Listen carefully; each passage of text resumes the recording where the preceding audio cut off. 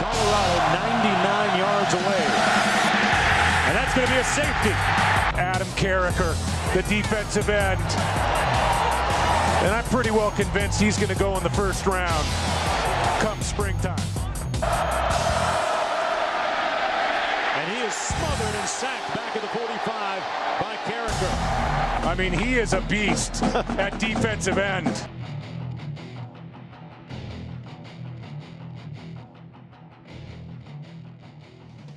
Adam, tell us a little bit about your football dreams growing up. So my dreams growing up, like, to be honest with you, I was, if I was going to go pro, I always actually thought I'd be a pro baseball player. My dad didn't let me play football until 7th grade, and so that's actually what I thought if I went pro in anything, it'd be baseball. And then with football, like, I was a big-time Husker fan. I actually did like the University of Colorado, Big 8 teams, Big 12 teams back in the day. And honestly, the football thing, my big dream was always play at Nebraska. You got to understand, like, I didn't have a whole lot of people who believed in me. I really didn't. Like, I can show you in my yearbook where a kid I'd known since elementary school says you're going to go to Nebraska, you're going to get your butt whipped sideways. If you ever heard me say that phrase, that's where that came from. I get there, the first article I read about the incoming defensive line class, there's 4 defensive ends, 4 defensive linemen coming in, and I was ranked 4th of those 4, so I was last. And then I read several times, too slow, too unathletic, gonna have to move to the offensive line. So for me, I didn't have a whole lot of support. I didn't have a whole lot of belief. And I think that's part of what led to me, like, I gotta have the 0-hour weight class. I gotta have the normal weight class, and then I gotta lift afterwards. Because God blessed me with a few things, but there's a lot of talented people in this world. I don't know if I'm gonna be more talented than you, but what I can guarantee is you will not have outworked me. When I line up across from you, the talent is what it is, and God blessed me with some things, but you might be blessed with more physical abilities, but you will not have prepared, you will not have outworked me. So I think some of that stemmed from, like, when I was a quarterback, if I threw a pick, there was a mom who didn't like me in the stands. That's one. She'd start counting, And so for me, when I got to Nebraska, knowing what I'd heard in the past, from a majority of the people, I had about a handful of people who are like, you're gonna go there and you're gonna be successful. Literally, I can count them on one hand, and 2 of them were mom and dad. So I get there and I'll be honest with you, I didn't have a whole lot of belief at that time because I'd heard all these things. What I was uber motivated to prove people wrong. And in the beginning, it was almost out of fear of failure. Like, I would go so hard, so fast, not because I believed I could be successful, but I was uber motivated to prove people wrong, and I was scared to fail. So fast forward to your senior year, and you started getting on the national radar. Tell us, where did you really turn heads? So it was interesting because as the transition happened, it went from he's too slow, he's too unathletic, me, can I do this or not?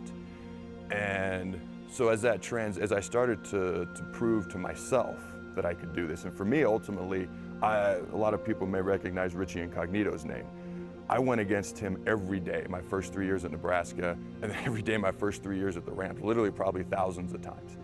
And going against him, and I was able to hold my own, and then a little some, and I say it with all humility in the world, like, I was winning more battles than he was, and he was first team all Big 12, and to me I was like, oh, I can do this. If I can do it against this guy, I can do this. So as we go through the years, all of a sudden it changed from, yeah, this guy's not very good, he's just gonna hang on, to all of a sudden now there's a whole bunch of scrutiny. And now everything I do is being watched. Like, scouts, I was told, go up to your meeting rooms before class. Just poke your head in there. Watch film or just act like you're watching film. This is what people would tell me, because there's gonna be scouts in there. And like, the fact that they think you're gonna watch film or you are watching film, whatever the case is, they're gonna take notes of that. Like, they're gonna be at practice. Every one-on-one pass rush was analyzed. Like, how good is he? Can he hang? What can he do? So it went from just trying to prove I could be on the field to, how good is he? How high could he be drafted if he gets drafted? So it was completely different. It was from he can't do it to now he'd better do it and all this pressure's on him. It completely flipped on me. So it was completely foreign to me. I'd spent most of my life trying to prove people wrong or people right who believed in me, to now it was almost the exact opposite. To now there was expectations on me. And for me, that was a little bit foreign after 20 years of it kind of being the other way.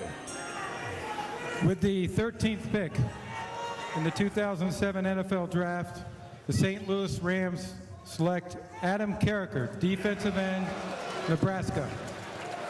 First round draft pick. You arrive at the St. Louis Rams. Talk to a little bit about your first years in the NFL. I felt like I had a pretty good rookie season. The coaches seemed to agree with that. My peers had a lot of positive things to say, so I felt like it went well. I was ready for it to be over and not be a rookie. I was ready to come back and be a guy who didn't have to do all this stuff anymore.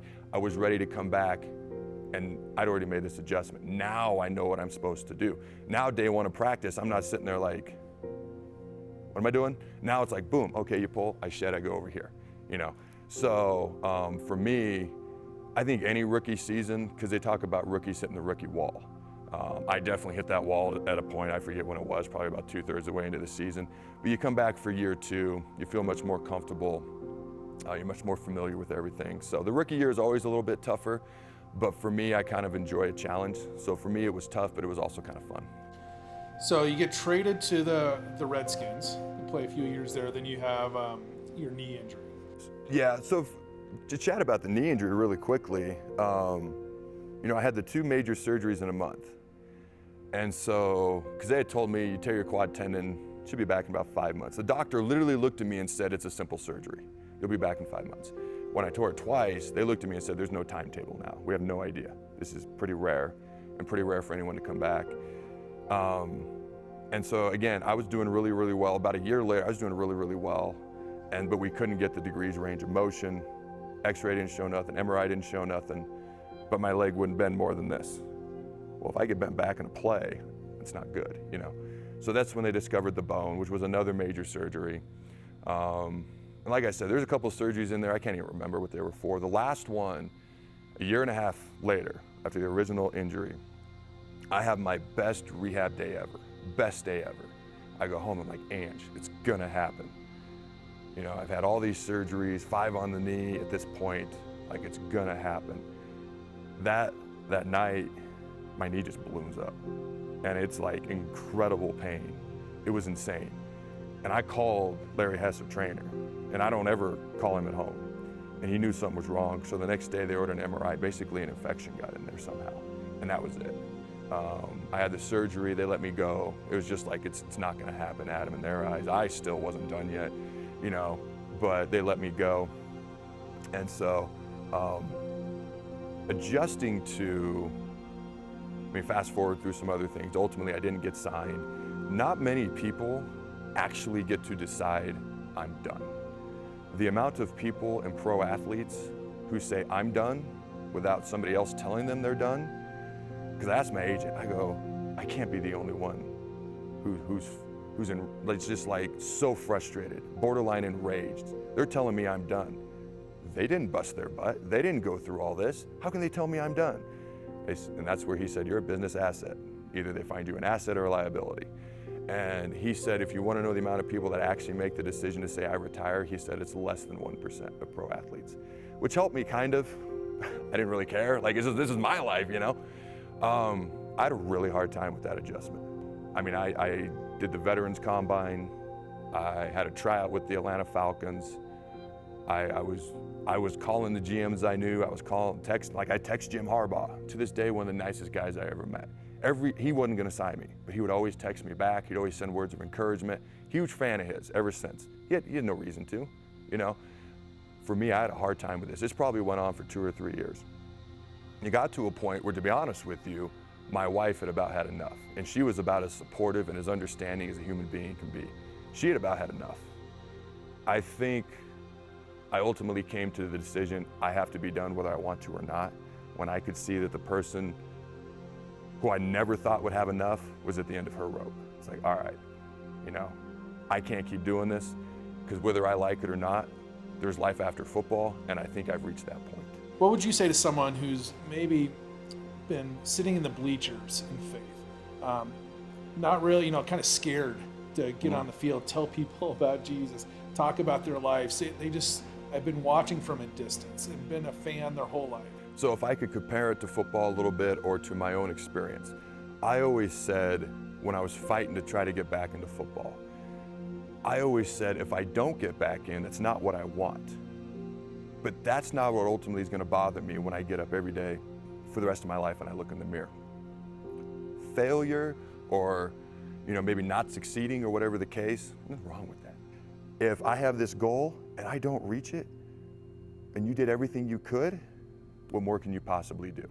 You know, and odds are you're probably going to reach the goal. Odds are you may even exceed it, because that's what happens more often than not when people give their best effort. People often underestimate what they can do.